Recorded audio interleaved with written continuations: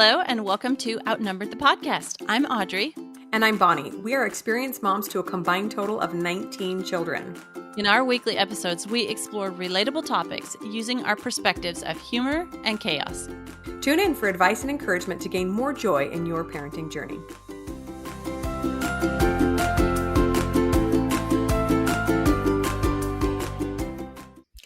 Hello, friends. Welcome back to the podcast. We're excited to have a guest today. We don't have tons of guests, but when we have them, they're good. And we're excited to interview Katie Lewis today. Hi, Katie. How are you?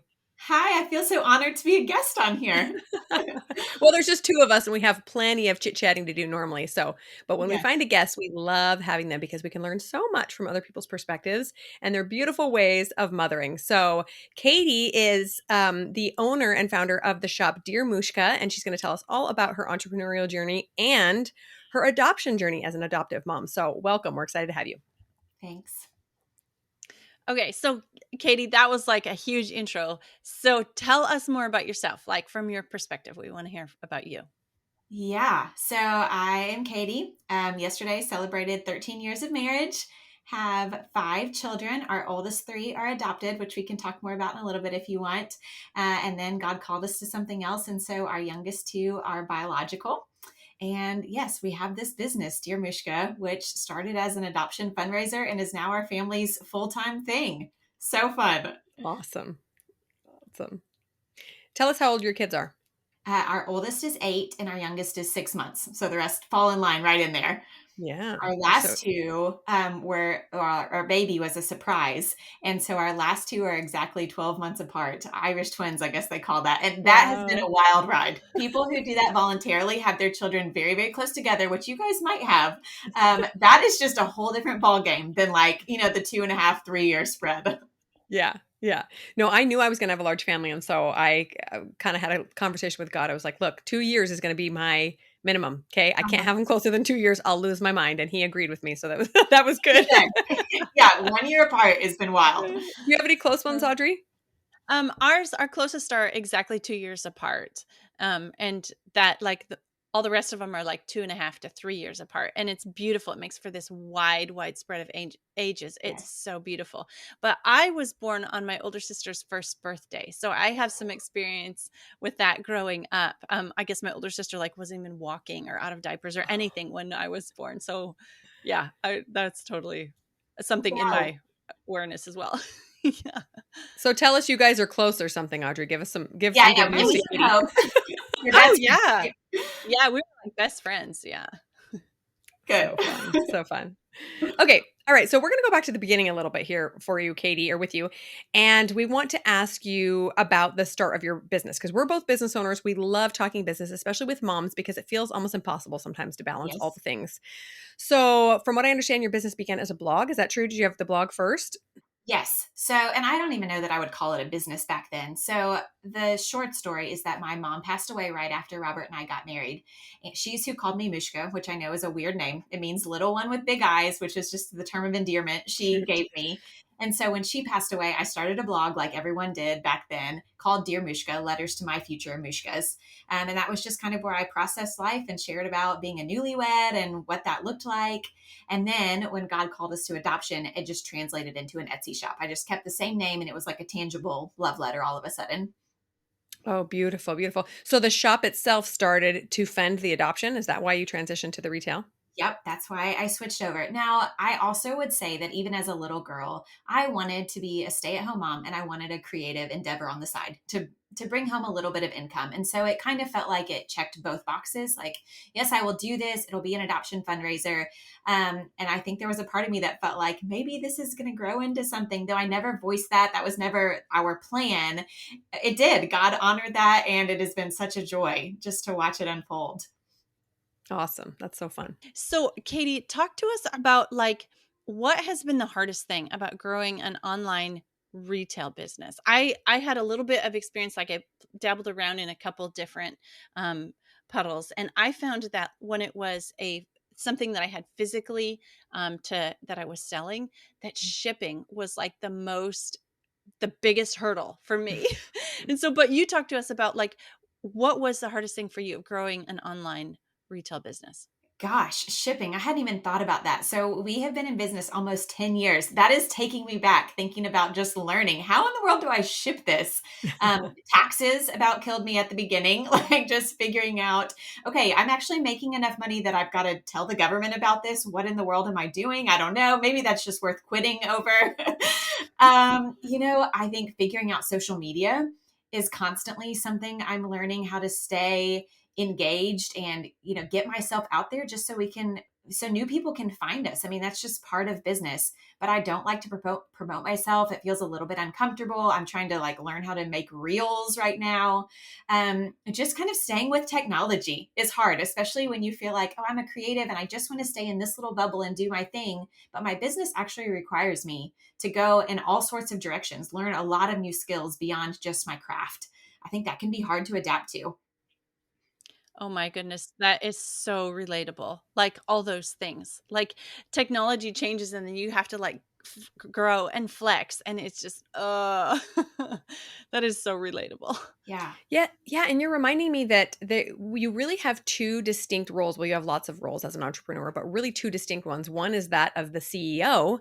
running all the things and making sure that anyone's getting paid, right? And then that of working inside your business, of being the technician, being the whatever, whether you're sourcing or making or coaching or whatever the skill is that you're selling or the product is that you're selling, you have to actually produce that as well. So if you don't balance them well, everything falls apart. You either don't have a product or a service to sell, or there's nobody coming to it. So, Yes, a and it's great so reminder. nice to be your own boss. I think that's why a lot of Mhm. people want to start their own company, but then you're your own boss. Nobody is telling you what to do or if you're doing it right or wrong. You're just kind of figuring it out when you go. There have been times for sure I thought, I wish somebody was just there to give me like my checklist for the day instead of me coming up with it Yeah. myself. And to keep yourself accountable. How tricky is that, right? When sometimes you're like, no, I'd rather just snuggle my baby and read a book today. I don't want to go to work, right? That's a balance in and of itself. Like I need to give myself a mental break today, even though I know I'm Yeah. not going to make money if I'm not out there promoting myself. I just know that this is the best thing for me. Yeah, I love that. So, speaking of that balance, tell us, I mean, you're right in the middle of having lots of littles. We have bigger spreads, so we've gotten to the point where we have some teenagers around to help. But being that you're still a mom of little kids, what has been the hardest part about balancing both business and babies? Gosh, I mean, really, a lot of times my business has felt like a baby. And so it feels like I'm juggling a lot of babies, which is going to get the best of me right now. If I've got this much to give, who is going to get my most creative self, my most energy?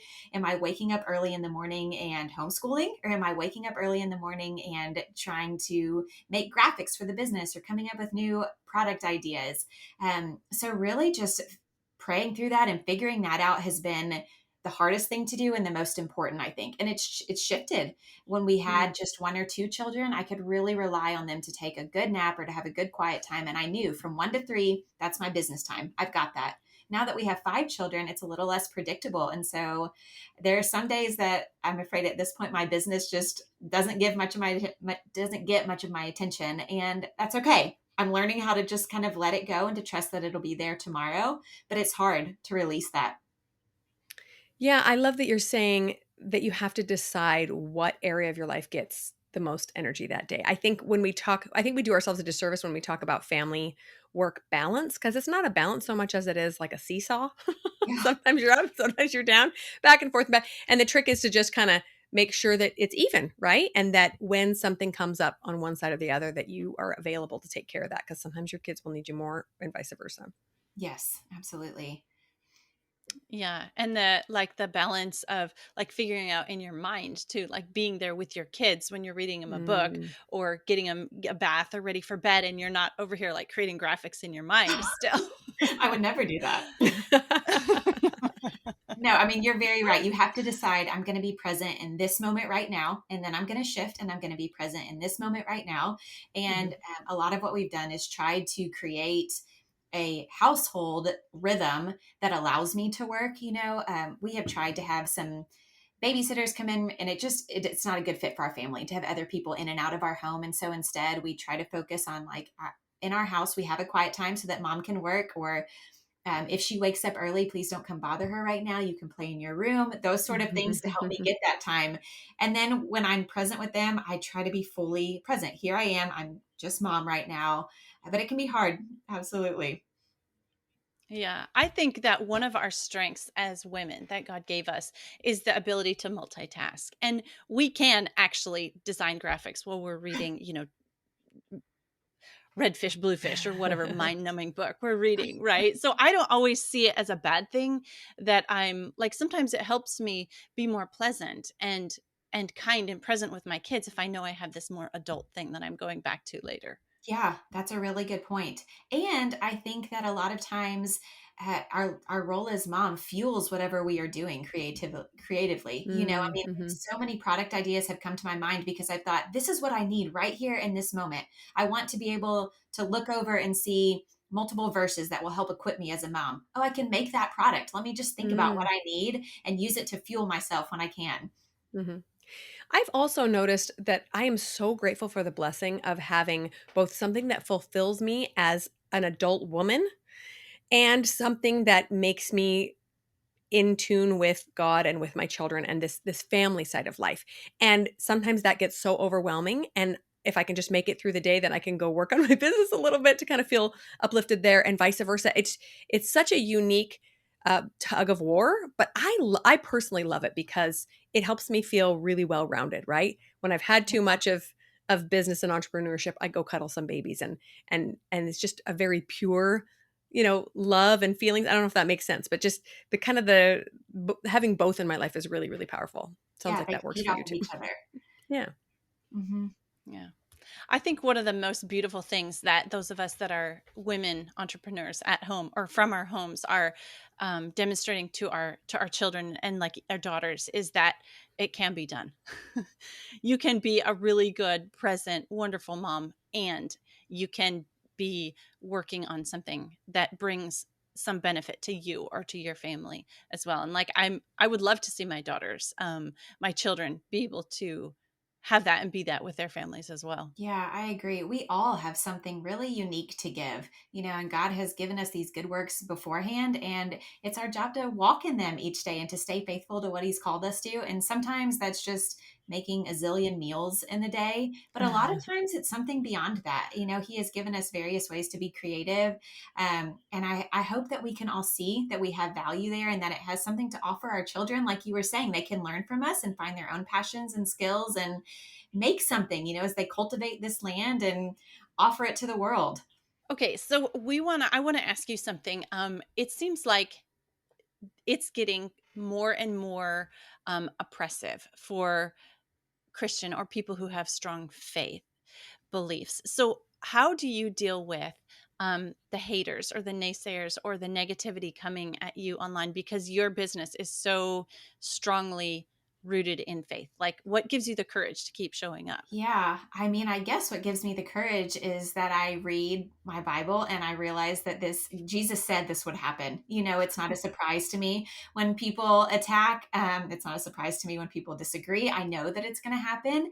And so I feel like I just can root myself there and to trust that it means I'm doing something right in a lot of ways. If nobody was coming at me, then I think, oh gosh, I just am not speaking boldly enough. And Mm, so that's what I try to remember. And what's surprising is a lot of time when I get flack from other Christians that just believe differently than me on some of mm. those gray areas. And I think, guys, you are fighting the wrong person. We are all on the same team here. Just go use your energy somewhere else. But that's really who I hear the most from. Mm. That is interesting, and a little bit sad because I think if there's any, yeah, like you say, any waste of energy, it's going to be attacking someone else who's trying to put good out into the world for Yes, sure. yes. And I get that people have good intentions, but it's important to understand that um, the evil side of things wants us to do that, wants to pit us against each other and stop putting good out into the world. So I love that you brought that up, and a great reminder for us to just accept goodness in all its form. We might not agree with each other exactly. I'm sure all three of us have very different beliefs in some ways and a Mhm. lot similar. So, to just pull together on our similarities and be curious about our differences, Oh, be and curious. instead Yes, of attacking. absolutely.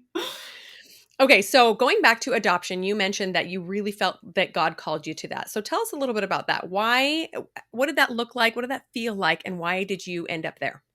Yeah, that's a great question. And really, I wish I could go back to this time in my life now that I am where I am as a believer and just relive it. I don't know if you guys have ever, Mm, if you have any moments in your life like, man, I wish I could do that over. I would say that I think I heard the voice of God, maybe for the only time ever, but I felt like he said to me, your first child will come through adoption. Like I just heard those mm. words. And at the time, we had not even pursued biological children. We were just kind of starting the conversation.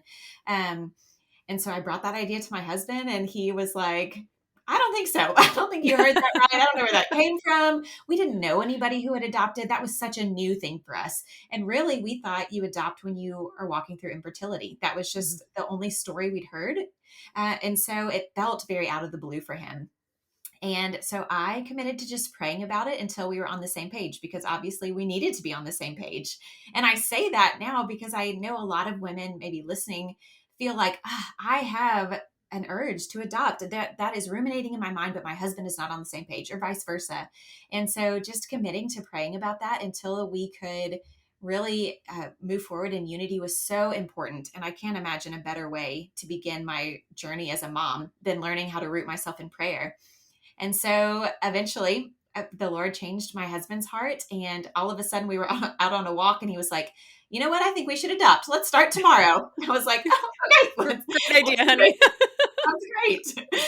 And so we moved forward. You know, there's so much to work through with adoption, international, domestic. I mean, where do you start? What do you do? It can be really overwhelming for sure. But God directed every one of our steps and we were able to get where we are now.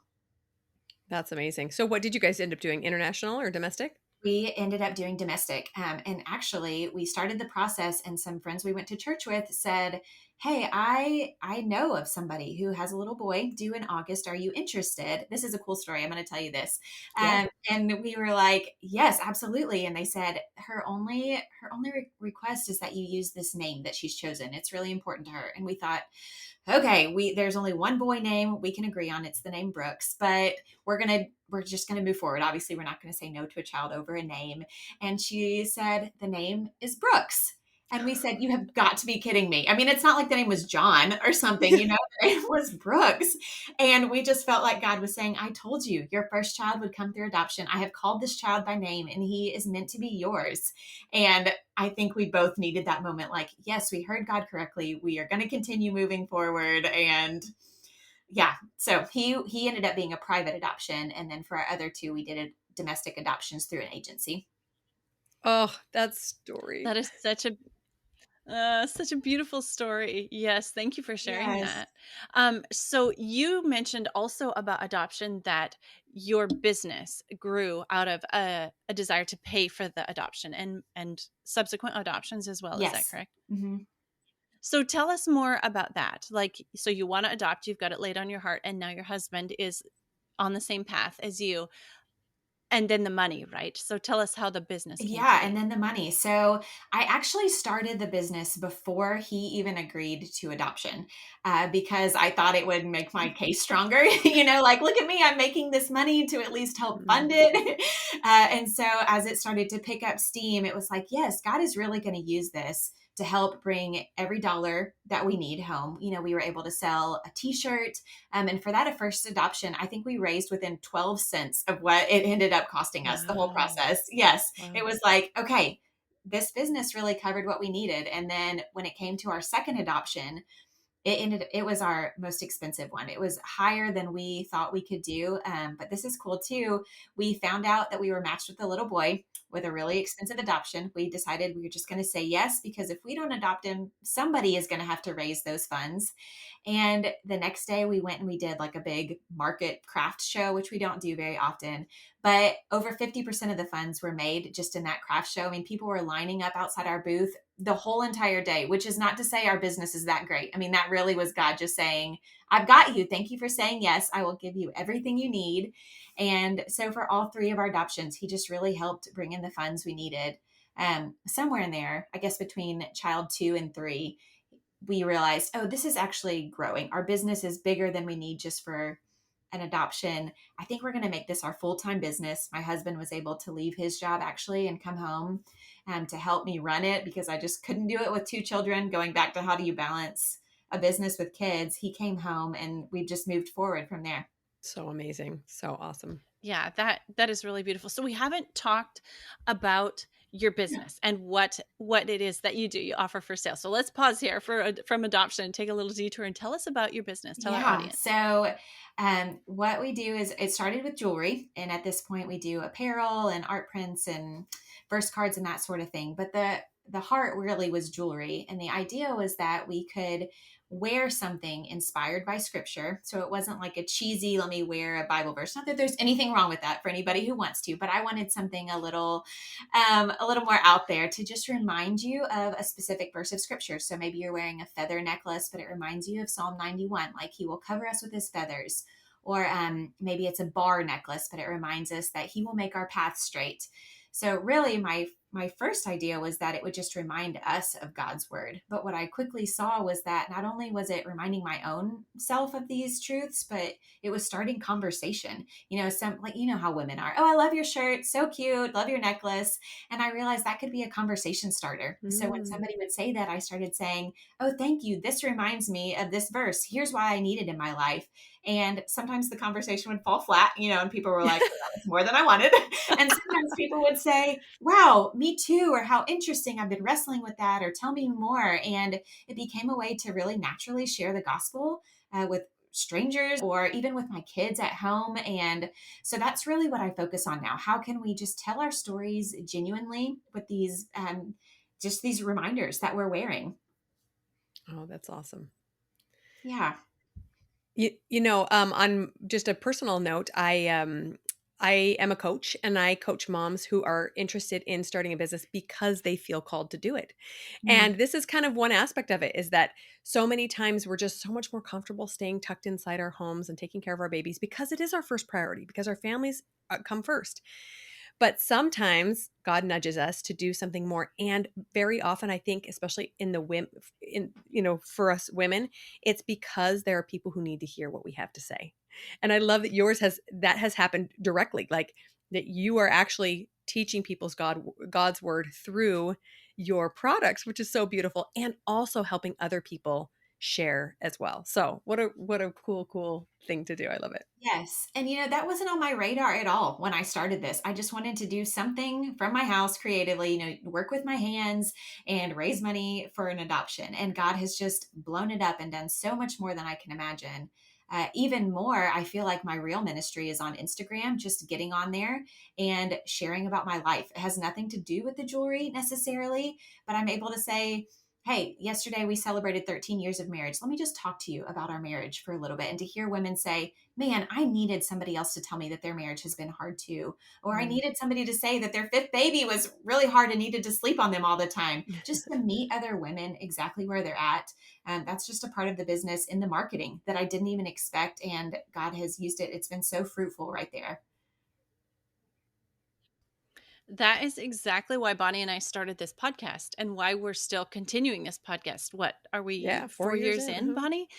Is because neither one of us has time for a podcast, but we have this message that has to be shared. It often comes about because we get asked the same question as moms of 9 and 10 kids. We get asked the same questions over Yeah. and over again. And so we're like, well, people want to know this. Let's talk about how laundry works for a large family, or that kind of thing, just because just as if we were sitting on the park bench and chatting with some friends that we just met while the kids are playing. So that's exactly why we're doing what we're doing too, is not because we have time or we're making money or anything, but because it's the message that we Yes. feel that needs Yes. to And be I'm out so there. grateful you're doing it. I have a lot I can learn from you. Thank you. That's so kind. Okay, let's go back and talk a little bit about adoption, because we want you to touch on what you would tell other families who are Oh considering gosh, adoption. yes. Um, we could go a lot of different directions. I mean, if you are just starting the process and you feel overwhelmed, what I would say is to reach out to anybody you know who has adopted and just ask them, how they did it. Where did they start? Which agency or home study group did they use? And just kind of follow in their steps until God tells you no.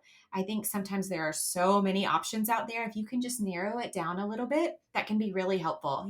Attend an agency FAQ night. I think that God will make it clear how you should move down the path. I will also encourage people to decide if they are willing to open up their home to a transracial adoption or not. When we began the process, we were like, love is enough. We will accept any child into our home.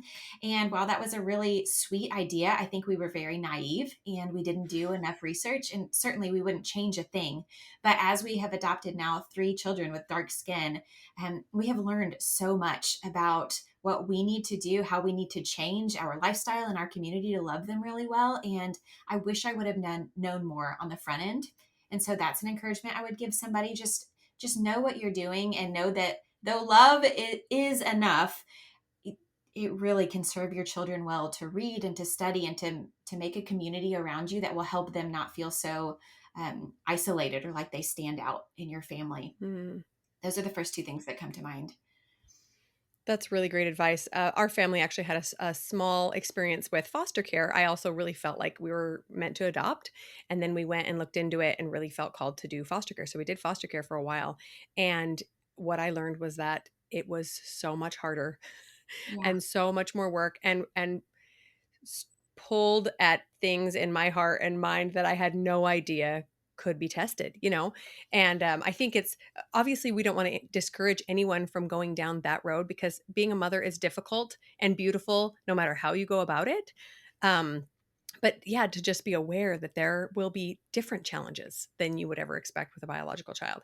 And to learn and research and do everything you can to welcome that baby in or Yeah. older child, right? Or older child. I mean, any adoption situation, trauma is just how it is birthed. Being Mm, separated from a biological parent, no matter the situation, is just a trauma that child will need help walking through, either when they're little or as they get older, or maybe their entire life. And so being willing and saying, like, I make a commitment to love this child through every bit of this. When it gets really hard, I'm going to be there and I'm going to help them get the counseling they need or the equipment they need. Yeah. love it. Okay, so again, back to balancing all the things. Let's go to your advice. What would you tell a mom who is maybe starting something new, a business or a service initiative or something she feels like she needs to put out into the world, but is struggling to balance all the things? What would you say to them? Oh gosh. Well, man, it really depends on the situation in a lot of ways. But if they feel like they are called to do this, then I think you have to trust that God will make a way. If He has put an idea on your heart, then He's going to give you the time and the energy and the capacity to do it. And so to start making a plan for what that looks like. Do you need to get regular babysitting in? Do you need to change your family dynamics or work with your husband to carve out time? Do you need to maybe turn off Netflix so that you can instead focus on this? I think we have time in our day to make these things happen, but we've got to be intentional, especially if you have children around, to really focus on when you can carve out that time to move forward. But I say go for it, do it. I can't wait to see what it is. It's going to be exciting. If God has given that to you, just keep running forward. Oh, that is wonderful advice. Thank you. Thank you for sharing that. I think oftentimes we like so much of our entrepreneurship or our ideas is like so much of it happens inside of our head and like alone in the alone. And so just to hear somebody else, a mom who's a little bit farther down the path, saying it and encouraging it and saying, come on, let's go do it. That's really, really Yeah. neat to Yeah. hear. There's a Bob Goff quote that really encouraged me right at the beginning of starting my business. And he said, well, it says something along the lines of you can be captivated with your purpose if you aren't distracted by comparison, and so Mm, if you can just, yes, there are so many people creating things in the world. They might be doing exactly what you feel like you are called to do.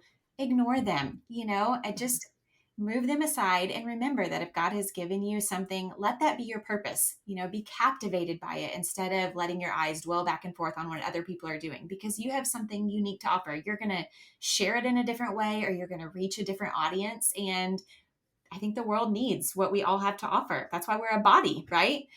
Beautiful. Okay, Katie, we are so sad that we're almost out of time, but real quick, we have one more question. We want to know, what is your current favorite Oh Bible gosh, my verse? current favorite Bible verse. Man, I think about Lamentations 3 a lot, about having new morning mercies. And it says, "The Lord is my portion," says my soul, "therefore I will hope in him." I'm so tempted to make my portion other things. I mean, it could be anything. Like, even today, I was laughing. I just have lost a lot of baby weight, and I feel like I want like a new wardrobe all of a sudden is on my mind. And like, if I only have that, and I just laughed and thought, that is not going to bring me joy right now. Like, the Lord is my portion, and I just need to rest in him and run to him because he's the only thing that's not going to fail me. So that's where I find myself dwelling right now. I love that. And what a good reminder as you try to balance all the things that God has you, right? In the hollow of his hand. It doesn't matter how overwhelming things seem or where your desires might be pulling you, right? But he's your foundation. I love that. I just wanted to say, I love that you mentioned that verse because I just recently got done reading through Lamentations, and I noticed that verse. Like, doesn't it say, Yes. new every morning are his mercies? So every every day is a fresh start. And I just love that. Like, it doesn't matter what happened yesterday and what I did yesterday. Today is in front of me, and Mhm. it's clean. It's pure. It's not, nothing's happened yet. And his mercy has laid a path before me. Oh And I man, just love that yes. verse I too. need to remember that every day, that it just is brand new. And he's given me exactly what I need in this day. That was something as we walked through our last season with our little girl. It was such a challenging season. And I felt like what he kept telling me was, you get daily manna. It's not manna for your entire week or a month or a year, even though that's Mm, what you think you want. I'm going to give you enough manna just for today so that you come to me mm, tomorrow, because I want you to come to mm. me tomorrow. And if I give you too much, you're going to forget that you need me. And so, yes, new mercies every day, new manna every day, just for what we need. Oh, where were you 10 years ago? The concept of manna for motherhood, daily manna for motherhood is beautiful. Do you have a t-shirt with that yet? I know, that's what You I'm need just to make thinking. Like, there's a business or there's a product idea right there. yeah, for you need to do it because what I know there were times when I would get overwhelmed and think, how am I ever going to do this for 15 years? How am I Yes. ever going to even make it through this week? One Right. day, but only if we come to him, right? It doesn't just rain from the heaven if we're not prioritizing God. So, oh, beautiful thought. Thank you for sharing that. I love it. Yeah. Okay, so before we say goodbye, Katie, tell our listeners where they can find you and learn more about Dear Mushka. So you can go to just dearmushka.com, dear like you're writing a letter, Mushka, or I'm on Instagram at Dear Mushka. Simple. Awesome. Well, it was so lovely meeting you. You just have a delightful joy about you. If you're not watching this on YouTube, go take a look at Katie because she just smiles nonstop. She's been so fun chatting with today. Thank you guys for having me. This was great. Oh, well, thanks for being with us, Katie, this week. We really enjoyed it, and we know our audience did too. And we'll talk to y'all next week. Thanks for listening, friends. Click the link in the show notes to subscribe to our email and never miss another episode. Show us some love by leaving a review on iTunes or sharing the podcast with a friend. Thanks for all your support. We'll talk to you next week.